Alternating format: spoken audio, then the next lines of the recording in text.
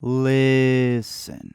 As some of you know, I had mentioned doing these little wrap-up videos to cover a bunch of the movies or shows that we catch. In order for there not to be 40 different videos that go up in a day, I also got a little update on what future videos we're going to be working on to keep y'all in the loop by the end of this video. But the reason I love doing these is because there's a bunch of movies we know we're not going to do a full video on. So doing something like this allows you to hop around. You can click on whatever timestamp you want, or you could just listen in on the whole thing.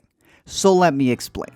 Right off the bat is the movie mentioned in the title, The Wandering Earth. And this is a movie that made $700 million worldwide, and 691 came from China. It's on Netflix now, so it can get buried there. But it is interesting to see what movies do well worldwide. We've been seeing these interesting collaborations that sometimes, they're done for financial purposes, which I'm not against. Get your money.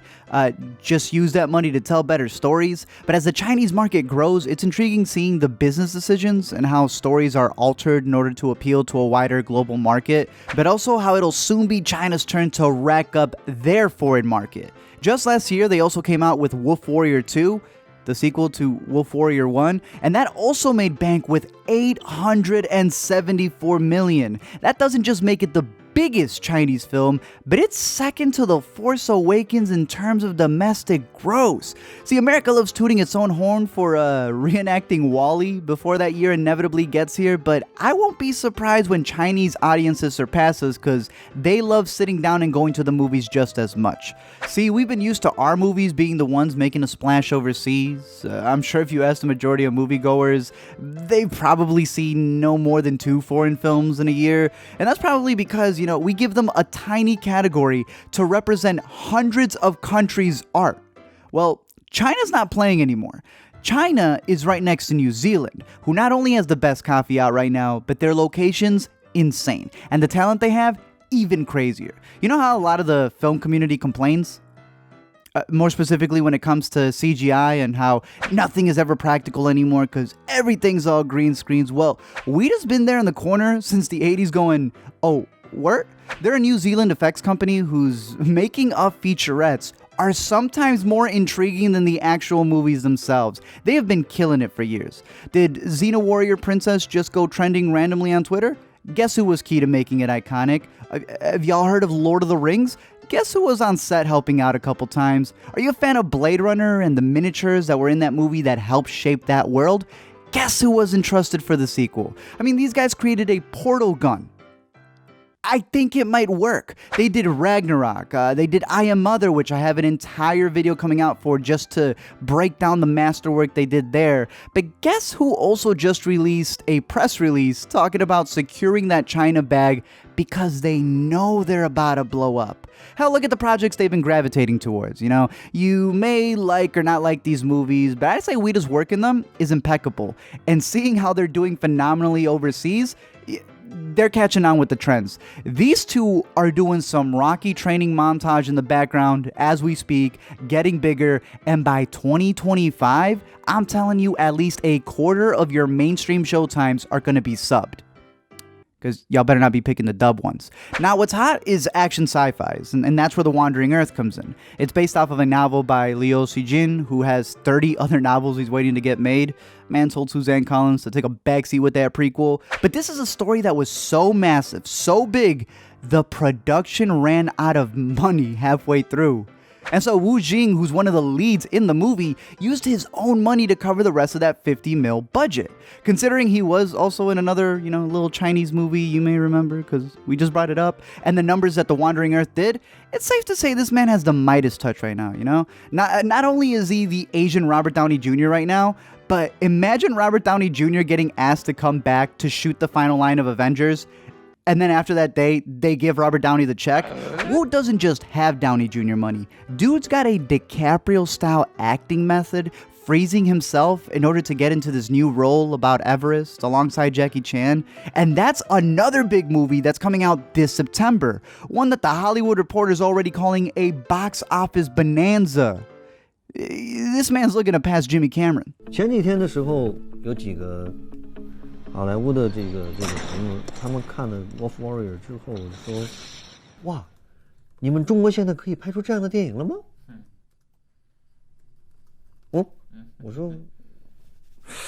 我说哦，原来你现在才知道。They've been. So what exactly is The Wandering Earth about, and why is it perfect for streaming?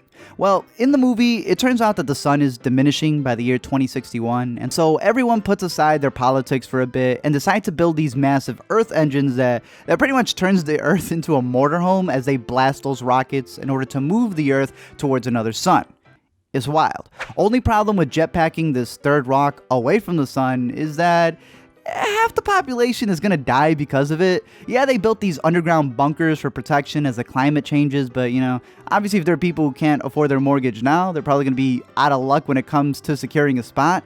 But the best thing that the movie does, in my opinion, is keeping it centered around this father who early on goes on this interstellar mission to guide the Earth through the Space Center. Where are you going? Daddy is going on a mission. The world's most important mission. Years later, he's still up there, but his kid is much older now, trying to do his part back on Earth, when things start getting a little bit crazy.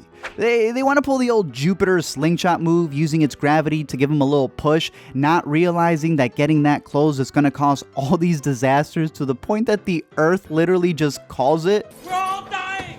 We're all dying! You are all heroes of the Earth. We will forever remember to honor you. We were supposed to reach another star that was light years away.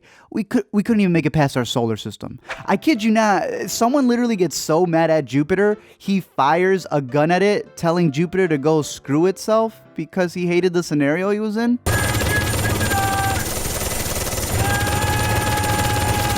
But then luckily the dad realizes that the AI controlling the space station doesn't actually have the human's best interest in mind. Which it never does, guys. And so it starts redirecting the ship another way, causing the dad to break out of his forced hibernation because he's Wu Jing and he can do that. And eventually he becomes the hero who hijacks the ship and pulls an Admiral Holdo in order to save the planet, calling his son one last time before his sacrifice, telling him, My son, Dad is going on a mission again. This is the most important mission in Dad's life. Now, it's cute. Like I said, it's perfect that it's streaming, considering the effects, for me, work better at home than on a bigger screen. It's really just the sound and the costumes that are the standouts. A lot of the rest of it kind of feels like logic. You can smell the influences from a mile away. But if you were in the market for a 2-hour Chinese blockbuster, so that you can be well-versed before 2025 hits, I'd actually recommend another movie called The Island, which came out just last year.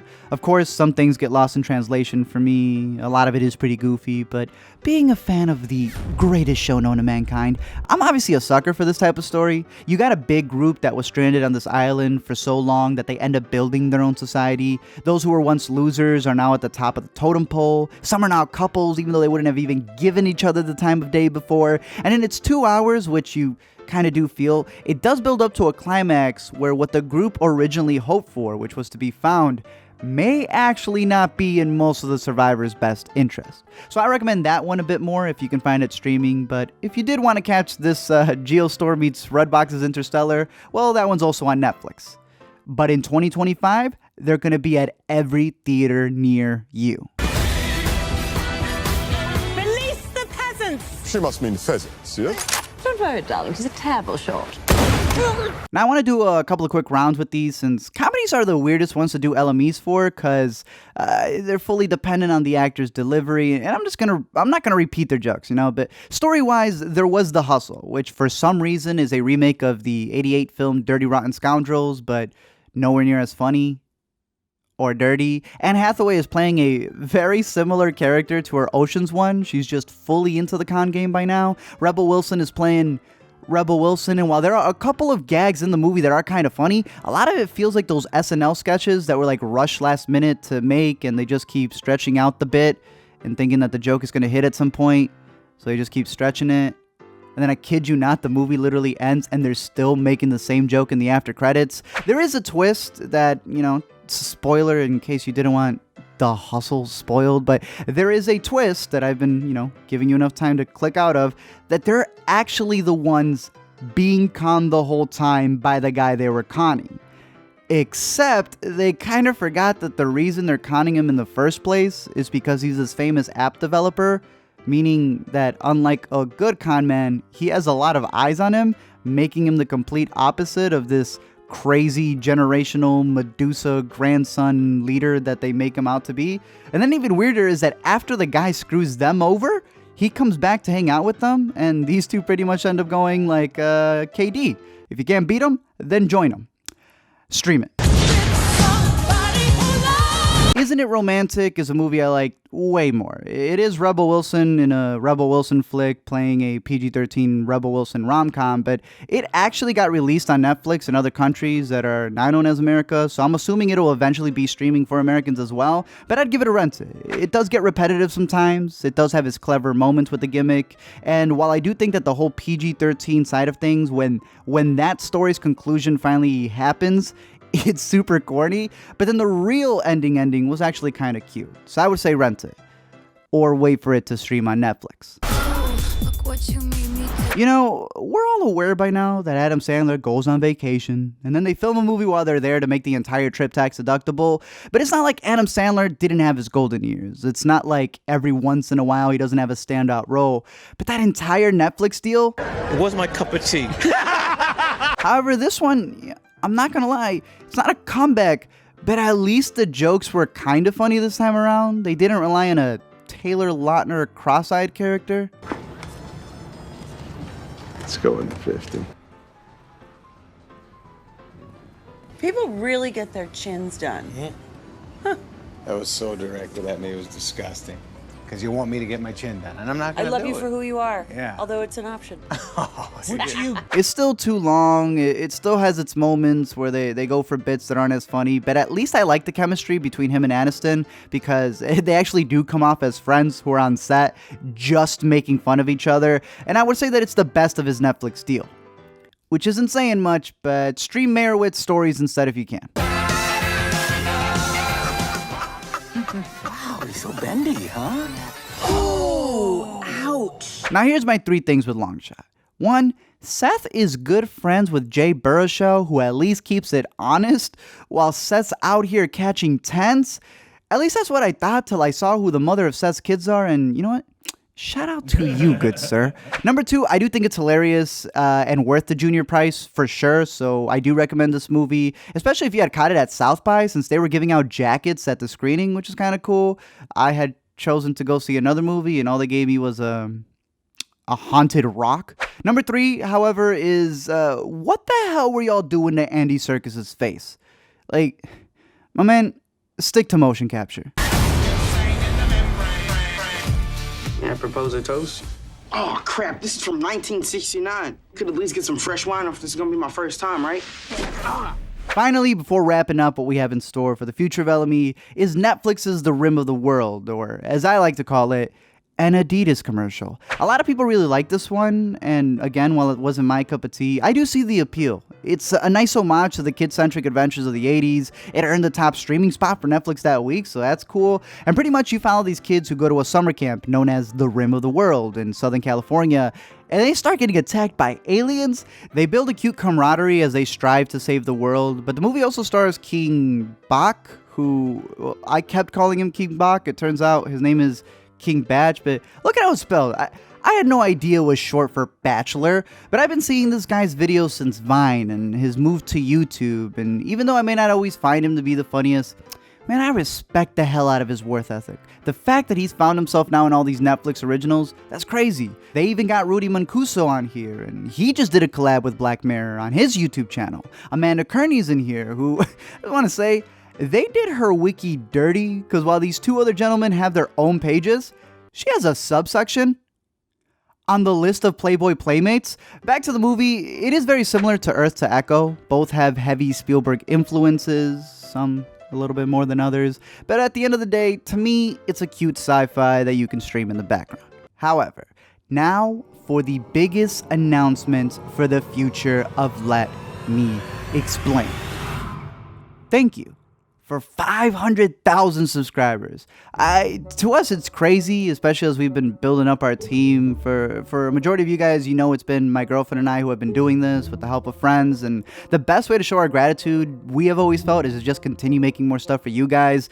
We've had a lot of, moving and different things, but You know, for those who have been listening to the live streams, you've seen how we've been trying to expand things from our podcast, which if you haven't checked out, definitely go do. The website, in case you don't want to hear my voice and you would rather see articles instead, to even the music version of Let Me Explain called Hear Me Out, and of course the channel that covered it all, The A to Z Show, which yes, it's coming back. It's just video essays are flooded everywhere. But like I said, the best way to say thank you is by continuing to make more videos to entertain you guys, to bring up new movies that you may not see, you know, because we're blessed to be able to do this and we want to be able to do it to our fullest ability.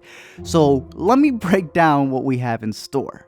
We got a couple of videos coming out on the podcast channel for The Dead Don't Die and The Last Black Man in San Francisco, if you want to check that out. A lot of people always ask us, hey, are you going to watch the biggest release of this week? Always. Even if it's late like Game of Thrones or Chernobyl, we got videos coming out. We got videos for Dark Phoenix, a whole John Wick trilogy. We got a couple ones that we're doing twofers for, so Men in Black and Shaft together, Rocket Man Yesterday and Blinded by the Light together, Booksmart and Late Night, I Am Mother and See You Yesterday, Good Omens and The Good Place, which were actually really good, and then Breakthrough and Unplanned, which should be a fun one. We also have a bunch of random videos that we find interesting. Maybe we were drinking too much that night, but a dog cinematic universe, DC's anti-universe, how the Fire Festival movies bamboozled you, the best action movie on Netflix, why Timmy is better than Lucas, and that's 100% a fact, why 2014 was the best film year of the past decade, and how 2003 was the wildest film year in the past century, our theory on how the volleyball from Castaway is actually an actor named T. Hanks who recently starred and was credited in the best cult film of 2019, Greener Grass, why Roma works, if Beale Street could talk about Smollett. And we also have a bunch of stuff for the website in case you wanted to keep up with the episodic, little articles for Big Little Lies. As you guys know, I like doing it at the end of the season, but I will also have videos for Big Little Lies, Broad City, which lied to me, When They See Us, which is a masterpiece, I Got Y'all on Russian Doll, once I rewatch it a fifth time for clues, and Dead to Me, which is still top 3 shows of 2019. Doesn't stop there, we still have videos in The Society, What If? Y'all remember this poll that I posted up where I actually did record them all, just never edited them? Along with these right here as well. Some of you made me sit through these two, so now I have to cover them. A movie that was dumped under a silver lake, Barry, American Vandal, a bunch of rom-coms, a bunch of goofy movies. Is it too late to laugh with Hellboy? I'm working on videos for games I've yet to pass the tutorial for. I'm rewatching Hamilton and doing a video on that, as well as 12 other Broadway plays. And then of course, every other new thing that comes out, and probably another wrap-up video like these to cover the 100 shows and movies that pop up in between. So we just wanted to say thank you, and for those who've been following us since the A to Z show, which again, we do want to do something with, just a big thank you. For those who watch the podcast, for those who read the site, for those who reach out on Twitter, and for those who've been enjoying these movies with us, we appreciate you for always commenting, for always liking, and for making the decision to subscribe. Maybe one day we'll make that Endgame or Us video.